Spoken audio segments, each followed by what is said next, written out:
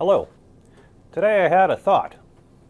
The thought being, perhaps this is our first time meeting each other. I tend to assume that the people who found this knew who I was already. If that's the case, I can understand a certain reluctance to wish to buy a book full of artwork that you're unfamiliar with by a person you're unfamiliar with. So let me introduce myself. My name is Jim. Hello. I'm an artist. I live in Ohio. Loved art all my life. Began taking it very seriously in my early 20s, about 25 years ago, and I've kept records of most of the stuff I've done. That's what's in these books. I'll go through them one by one, share a little bit about the contents. They're not chronological in any sense, and a lot of earlier things didn't make it because they really weren't that good. So if you'd like, join me as I talk about the contents of these books. So here we are at the beginning. This is a general assemblage. I tried my best to put all these books into themes, and a lot of the pieces in these books, they didn't really fit any of the themes. So there's a lot of really big acrylic pieces that they're earlier pieces, I guess, and there's a fair amount of illustrations. A lot of them tend to be very, very busy. And yeah, that's what's in this book, and there's a lot of them too.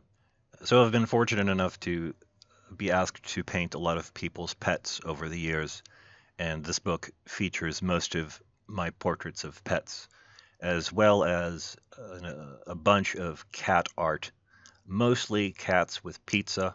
I made a character, this character here, the cat with pizza, and I made hundreds of those. There's also a bit of cat airbrushing experiments. And there's not too many dogs. Not too many people ask me to paint their dogs, but there's a few dogs in there. I have trouble with their noses. Many years ago, I thought it would be a super idea to paint 1,000 of a single image, and I chose a mime sitting on a plum. And since then, people had an interest in having me paint my mime characters sitting on things of their choice, and that worked out pretty well for a while. So this book features mimes sitting on a bunch of different things, also some other mime-related arts. Um, I have a character called Bob that started as a joke. The story of Bob's is in the book. Here's Bob walking a Bob. I also made a comic book called Creepo, and uh, this has some of the concept art around the time that that was being created. This volume also contains the fronts and backs of a series of trading cards I made called the Food People cards. So when I first started taking art really seriously as a job, I needed a way to sell a lot of things, and a good, if not self-damning way of doing that is to sell things very cheap. During this time, I dreamed up the mystery painting, which is a 5x7 acrylic piece of a character of my choice. And people gave me $6, and in return, I sent them one of these little guys. It is a very good way to learn how to paint very quickly, putting that on yourself. And hopefully, some cool stuff came out of it. In the early 2000s, just as I was beginning to learn how to paint, I also took a stab at making a bunch of felt dolls, and I learned how to sew pretty quickly. The making 3D things then progressed to casting hydrocolumn plaster and things like that, and eventually made its way back to more dolls. And there's a lot of that stuff in this book. There's also some multi-pane glass art, and there's a lot of stuff made out of woods, sculptures and stuff. So many artists may know that it takes years and years of training to be able to capture the essence of a person in an image, in a painting. It takes a lot of effort and learning. But you know what takes less effort is making people look terrible. It's also a lot more fun. Luckily for me, Many people thought this idea was as funny as I did, and this book is full of those kind people who let me ugly them up real good.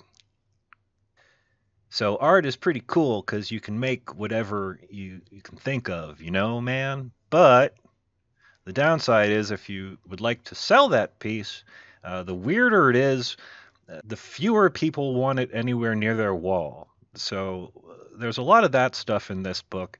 And also, there's a lot of experiments with the ladies because the ladies sell. People like the ladies. And most of the books are kid friendly, but this one isn't so much. There was a period of time where instead of starting with a white background, I started with a really dark color background and worked forward from that to see what would happen.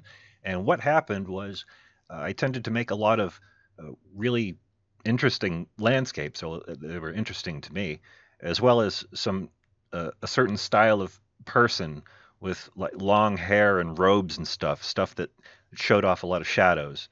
And that's why it's called Dark Places, because many of these pieces started with a dark place. Not this one. There's other landscapes in this book as well that aren't dark, and there's a lot of skull art. I experimented with a skull image in a bunch of different mediums, and all those skulls are in the book as well. If you're into that type of thing.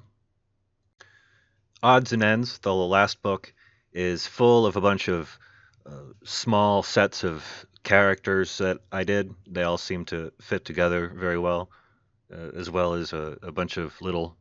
It's a lot of smaller paintings all put together. It also features uh, all 50 of the states painted as characters. It was a project I did a while ago. And a collection of some of my favorite more abstract work. Abstract stuff is a lot of fun to make, but not everybody likes looking at it. I like looking at it though, and maybe you will too. Well, there you go. That's what's inside those books. Mostly. There's a lot more inside the books. That was just a chunk of what's inside the books. I hope you enjoyed looking at the pretty pictures, and if you're considering pledging toward a book, I'd be very appreciative. And that's it for today, and thank you very much for watching.